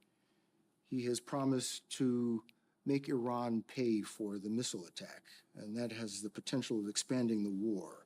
Does the U.S. have no sway over Prime Minister Netanyahu? The aid that we have given Israel allowed Israel to defend itself against 200 ballistic missiles that were just meant to attack the Israelis and the people of Israel. And when we think about the threat that Hamas, Hezbollah presents, Iran, I think that it is without any question our imperative to do what we can to allow Israel to defend itself against those kinds of attacks. Now, the work that we do diplomatically with the leadership of Israel is an ongoing pursuit around making clear our principles, which include the need for humanitarian aid, the need for this war to end, the need for a deal to be done, which would release the hostages and create a ceasefire. And we're not going to stop in terms of putting that pressure on. Basically, we're okay with everything they're doing, and we support it silently, but yet loudly, because we're giving them the weapons, but we're acting like we're against what they're doing. In Israel and in the region, including Arab leaders. But it seems that Prime Minister Netanyahu is not listening. Well, Bill, The work that we have done has resulted in a number of movements in that region by Israel that were very much prompted by or a result of many things, including our advocacy for what needs to happen in the region. What? Oh man, Virginia says, finally a journalist who didn't run away from her from asking her hard questions, even though she repeated her worst salad, no dressing. On Code says flatten Israel. Ember says black don't crack. Look at her neck, and she's under 60. In Buddhist woman.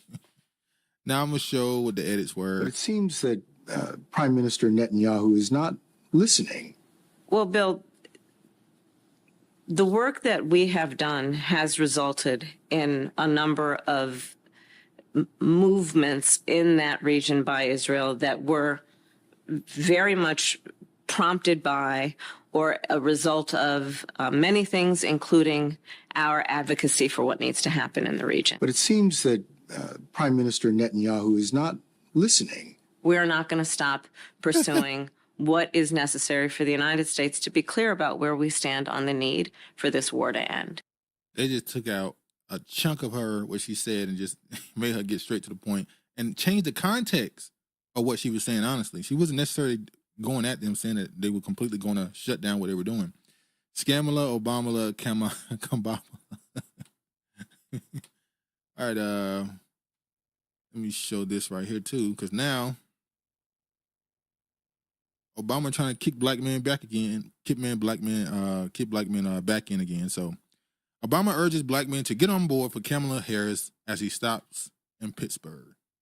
Let me play it. Why not target the African American community? Why not say then, this is for you? This is for African Americans. If there was a banking crisis, then you target money for the banks. If there was a national disaster, you target your money for the national for disaster relief. That's not how America.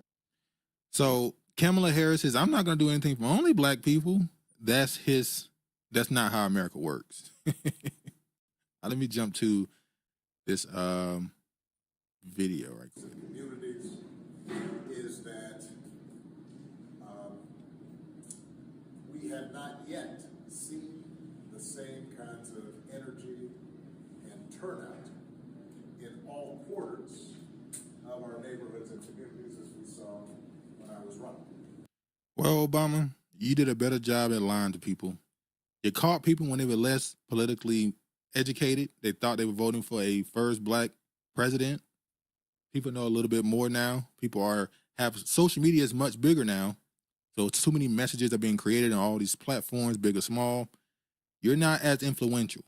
I'm pretty sure that Obama, when the White House in general, Obama has staffers on a lower scale whose job it is to just be in certain circles, to be on Black Twitter, to be in these chat rooms with, the Black Authority and all these other YouTube channels that talk about politics heavily. They have people in those chats just to hear what's being said on the ground, the opinions being created and being fostered. And he knows he doesn't have as much influence. Honorable says, they really think we're about to let Waltz be the president. Ain't no way to believe she ready. Margo said, that's because they know who we are. Now, I also want to say that seems to be more pronounced with the brothers. So if you don't mind, just for a second, I'm going to speak to y'all directly and say that when you have a choice that is this clear, when on the one hand you have somebody who grew up like you, knows you. So now he's saying, Kamala Harris grew up like the average black man. Okay. Went to college with you. Understands the struggles and pain and joy that comes from those experiences. Who's had to work harder and do more and overcome and achieves the second highest office in the land. Communities. So he went on to kick it back in. Virginia says, it's taken me a few years to realize that with my real eyes about all the real lies Obama stands for, but his anti-black male attitude reflects as a tether. Well, we know that's there's opinions that says he's the opposite, but I get what your point. Yeah, people are pointing out now that a lot of the stuff he said, especially when he's hard, when he's more direct, to point out particular demographic support or lack of support, he definitely always does it to black men. But Honorable says Obama shaming us and Michelle out here getting photographed looking crazy. Yeah. This other issue I want to bring up is a problem too. Why are black men being lectured to? Why are black men being belittled in ways that no other voting group? Now, a lot of love for former President Obama, but for him to single out black men is wrong. And some of the black men that I have talked to have their reasons why they want to vote a different way. And even if some of us may not like that, we have to respect it. So look at this white woman's face as she talk. Her face is looking at her like, shut up, bitch. She don't want to hear nothing she got to say. unless President Barack Obama is going to go out and lecture every other group of men from other identity groups, my message for Democrats is don't bring it here to black men who, by and large, don't vote much differently from black women. And why? As a politician, we should be trying to get all voters to vote. And hopefully there are a few good men out there who do care about the stripping away of some of women's bodily autonomy. But this is wrong for President Obama. It is a wrong course for the Harris-Waltz campaign to lay at the feet of black men when they have their reasons. In 2020, the vice president was labeled a cop, as we know. But do you think, sorry to interrupt you, Nina, but do you think he's right? That one of the reasons is because they don't like the idea of a woman. It might be some listen, black men are socialized in the same society as any other man. So yes, is misogyny maybe a part of it? But again, is President Obama and is the Harris-Waltz campaign going to lecture other male groups in the same way that they're lecturing black? I don't like that she let them get that misogyny stuff off on why people vote what they do, but it is what it is. I agree with most of her measures. Mark Gordon says black men voted for Hillary at 83%, while white women voted for Trump when they couldn't get Bernie on the ticket. Exactly. And this is also, it's a funny thing that just a few months ago, when Kamala first announced she's running and Biden stepped down, didn't they have that Zoom call with 40,000 black men giving money to Kamala Harris, and we raised $2 million in however much time, in a day or whatever? So if you got all that support then, why are you acting like now that support ain't that high? And we knew all the people that was on that call was a part of one of those Divine Now organizations. They were all sorority and frat members who were told, you will be on this call. There's no question. And so they showed up. I'm pretty sure people on that call didn't think about voting for either one, voting for her, but they had to be there. Virginia says, and the girl looked like, yes, has to say that because I can't. Yeah. Yeah. Let me show this. Yeah, Obama, this is an opinion piece. Obama is blaming black men for the Democratic Party's failures. Exactly. So he's getting a lot of backlash for this. Not a lot. Let me stop overdoing it. He's getting some backlash from certain people saying that this is the wrong route to go. How are you blaming black men when they, let's be honest, Obama, when you ran in the primary, who was the main one that voted for you in the primary against Hillary Clinton? The only reason you won it probably is because of black men, which I guess is his point. He got that big turnout and he wants the same for Kamala, but it's a different society is just different now. Politics is different now. That ain't happening. Honorable says, anyone who studies the African-American community know we don't like people faking like they used to. I would love to see the data DNC got to run Kamala as a black woman. Where are the Asians? Virginia says the Penn scam pandemic brought in the spirit of gaslighting is nobody's biz if you took the candy, nor who you chose to vote for, if you choose to vote. Exactly. But they're not going to bother to go at the white vote because they who was that? It was some candidate, I can't remember, but they was talking crazy about white people and thought they would get a vote from them. Was that it wasn't Abrams, was it? I can't remember. But yeah, man, I don't know. I've been looking at this political race, and after 2020, I'm gonna be honest, I don't have any trust that this is actually going to be authentic. Anybody who's considered the winner. But every other week, I feel like people are burned out on Trump, but I also feel like Kamala just does a bad job of just being authentic. You see her on that, what's the name of that podcast? Call Me Daddy podcast. She did All the Smoke with Becky with the good hair, Matt Damon, and Steven Jackson. Steven Jackson, who's 40-something years old and said he needed to check in with some kids in Chicago O Block. That's what she went and sitting down with Luther Campbell, sitting down with Cardi and all these other. It's like, what the hell is going on, man? The people she's sitting down with is just crazy. But, you know, Kamala could get 100% of the black men vote and still lose. Yeah, if the white vote popped out more, the Hispanics, which is why they try to kiss up to them too. But I don't know, man. This is one of those elections where I don't know. Anyway, man, kept y'all long enough. I'm about to get up out of here and let y'all. It's a very short episode. Hold on. I'm going to let y'all get out of here. Hopefully, next week I can give you a better show. But I'm out of here now. We got to a few topics. Went through some things. Now I'm going to let y'all get up out of here. As I got to go. Dre said, deuces, y'all, and good blood. God bless. Yeah, man, shout out to y'all. Be sure to like it on the way out. Subscribe if you're not. Share it if you can. I really appreciate the support. As always, every week, y'all come through. Really appreciate it. Thank you so much. We'll be back next week.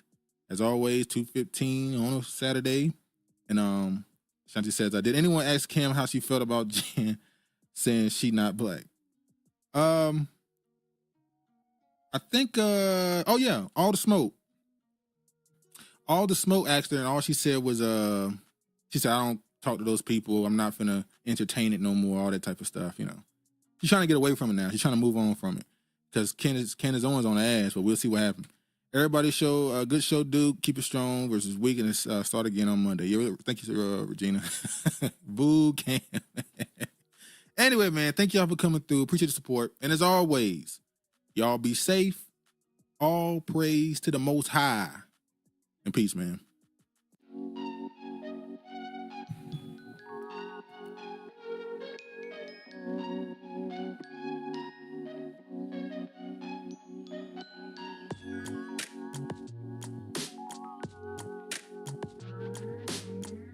Shantae.